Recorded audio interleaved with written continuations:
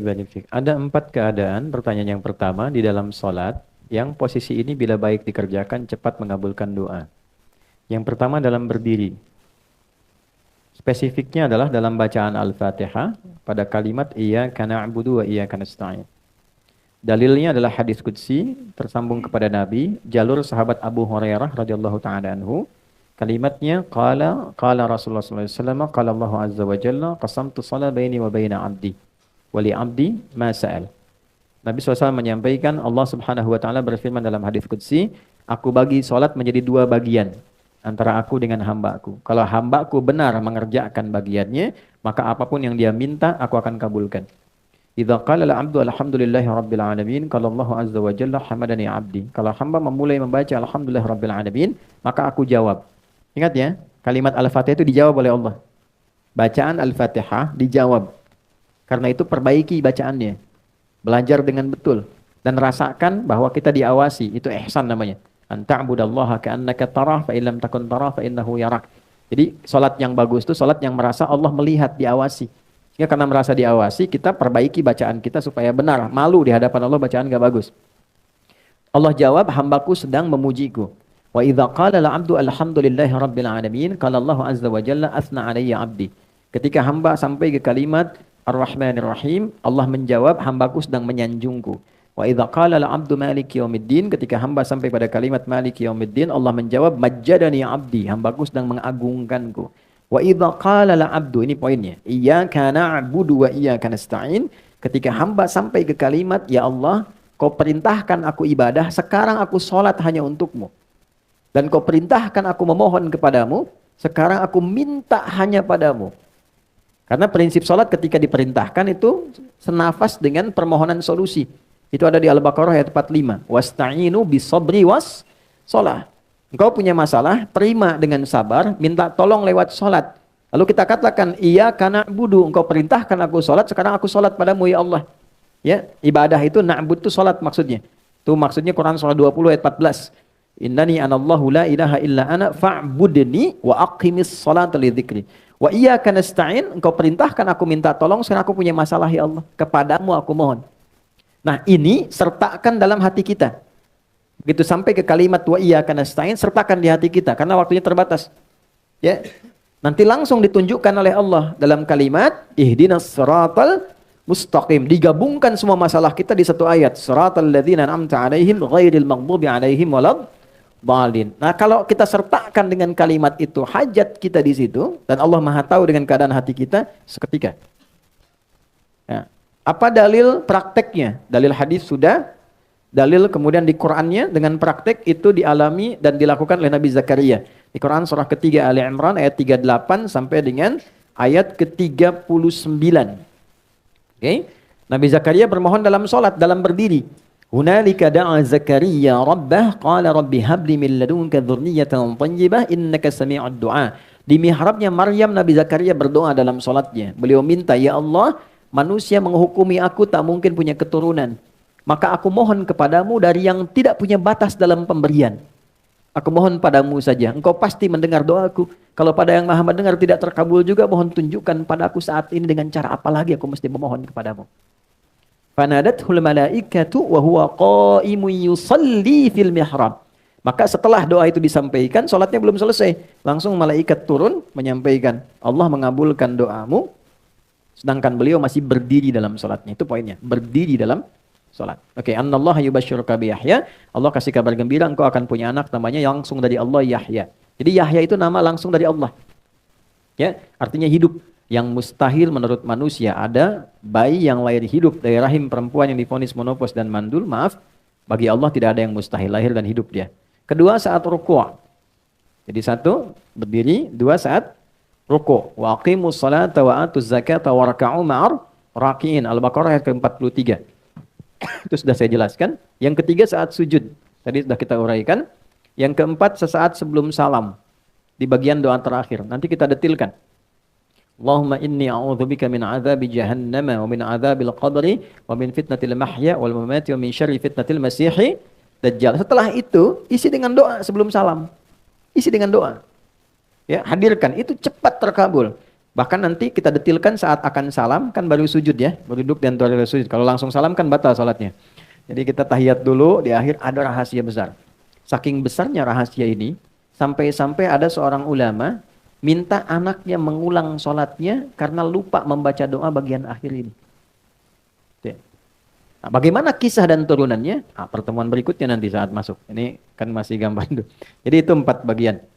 Itu satu. Yang kedua, teknis dari apa yang tadi disampaikan pada poin ini penting juga. Apakah kemudian kita melafazkan ya, atau kemudian menghadirkan saja pada diri kita untuk permohonan itu. Saya sudah pernah sampaikan kalau yang dimaksudkan sholat fardu, ya maka cukup bacakan yang dibimbing oleh Nabi Sallallahu Alaihi Wasallam. Hadirkan permohonan dalam diri kita.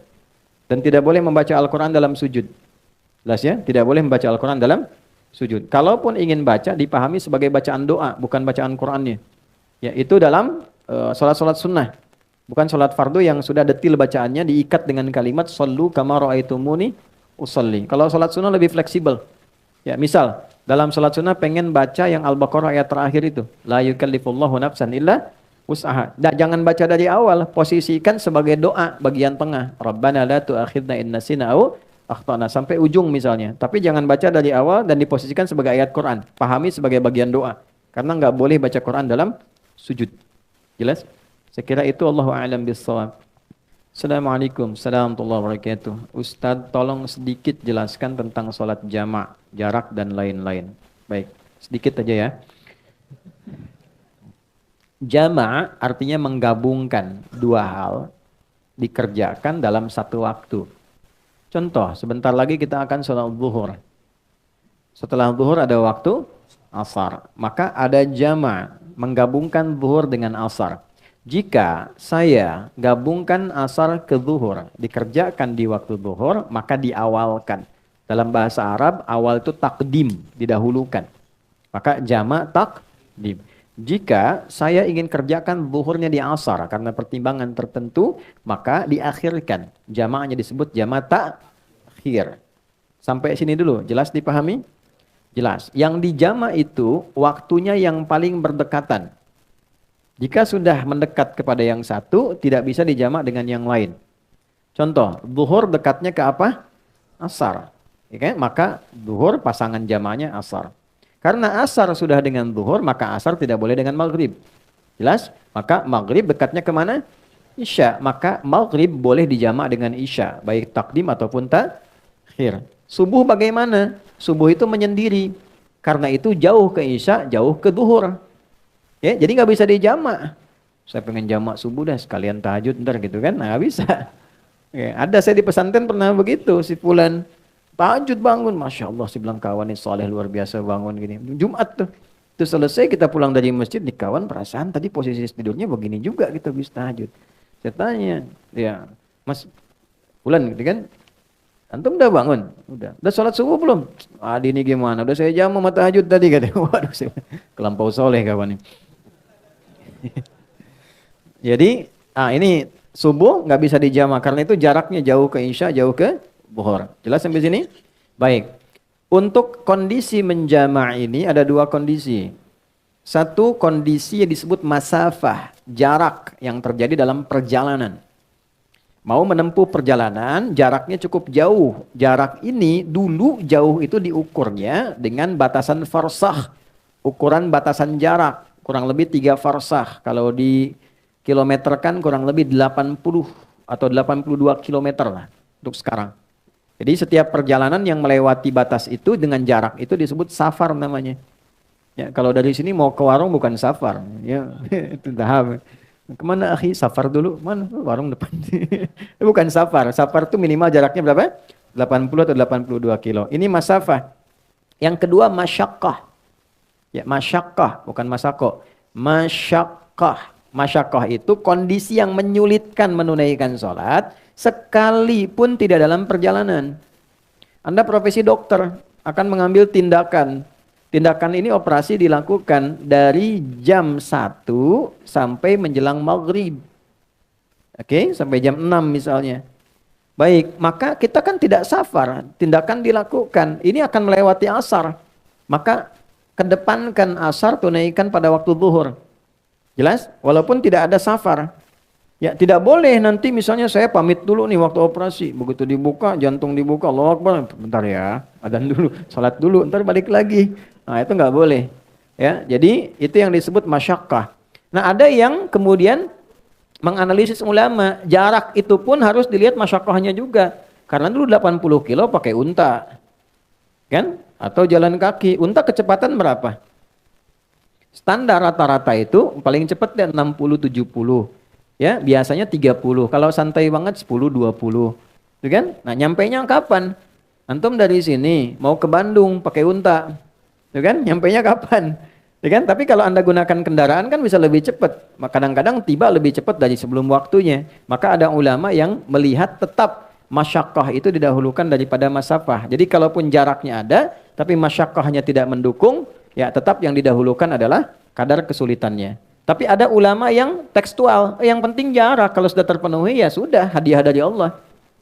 Gitu. Nah, ini tinggal silahkan aja dalilnya ada, mana pilih yang paling gampang, ya. Ada lagi kondisi yang tidak ada masafah, masyakkah juga ringan, tapi kondisi cuaca. Misal Anda biasa ke masjid nih, ya. Jamaah maghrib sudah ke masjid, tiba-tiba mau isya hujan besar begitu, geledeknya di mana-mana, ya kan? Nah, itu boleh dijamak seketika juga. Jamak sama dengan isya, lalu pulang isya nggak ke masjid lagi. Itu sudah masuk, itu sah, boleh dilakukan. Itu ada hadisnya juga yang tersambung dalam riwayat Madzhab Maliki, itu dijelaskan dengan sangat detail. Kemudian, kalau zuhur berapa rakaat? 4. Asar berapa rakaat? 4. Kalau saya jamak, dahulukan asar, takdim ke zuhur, ditunaikan 4-4. Maka disebutnya namanya jamak kamil. Sempurna. 4 rakaat. Jelas ya? Yang kedua, ada kondisi, ini saya sedang nunggu nih pesawat. Saya mau berangkat. Sudah di Halim atau di Soekarno-Hatta, nunggu. Kalau saya paksakan 4, saya ketinggalan pesawat. Ya, maka apa yang terjadi? Ya, wa idza darabtum fil ardi falaysa 'alaikum junahun an taqsuru minas shalah. Quran surah keempat ayat 101. Tidak ada salahnya kalau engkau khawatir dalam perjalanan engkau mengkosor. Kosor itu mengurangi, memotong. Ya, dikurangi itu jumlahnya mesti genap, harus selalu genap. Jadi yang ganjil nggak bisa dipotong, dibagi 2. Ya, zuhur jumlahnya berapa? 4, bagi 2 berapa? 2. Hasilnya harus genap, paling minimal 2. Boleh. Ya, maghrib berapa rakaat? 3. Bisa nggak dibagi 2? Tidak bisa. Jadi nggak bisa dikosor maghrib, nggak ada 1,5. Oke, subuh berapa? 2. Sudah batas minimal, nggak bisa dikosor lagi. Udah 2 dikurangin lagi gitu kan? Nggak bisa. Ya, dan akhirnya pun jadi ganjil 1 kan? Maka jumlahnya yang bisa dikosor cuma 3 waktu, zuhur, asar, dan isya. Nah, kosor itu ada yang sifatnya tunggal, ada yang sifatnya jamak. Misal, saya mau kosor nih, zuhurnya karena perjalanan, tapi saya nyampe Semarangnya bahkan sebelum asar. Maka saya nggak jamak, kosor aja zuhur, nyampe di Semarang saya sholat asar. Kalau saya mau tinggal mukim, jelas? Nah, tapi kalau saya kondisinya memang di sana juga kegiatan, aktivitas, maka saya kerjakan sudah berangkat ke bandara, saya kosor, saya jamak dan kosor, gabungkan asar ke zuhur, masing-masing tunaikan 2 rakaat. Saya hadir di sini mengajar, saya kan lagi pergi nih, safar, jalan. Di sini saya ikut dengan Anda mukim tinggal di sini. Maka zuhur saya jadi imam misalnya, saya tunaikan zuhur 4 rakaat, saya kosor asarnya 2. Itu namanya jamak kamil dan kosor. Ya, kamilnya untuk yang zuhur, kosornya untuk yang asar. Paham sampai sini? Paham ya? Nah, apalagi misalnya nanti, karena permintaannya sedikit. Ustaz, tolong sedikit jelaskan. Nah, itu yang sedikit sudah saya sampaikan. Wallahu a'lam bishawab.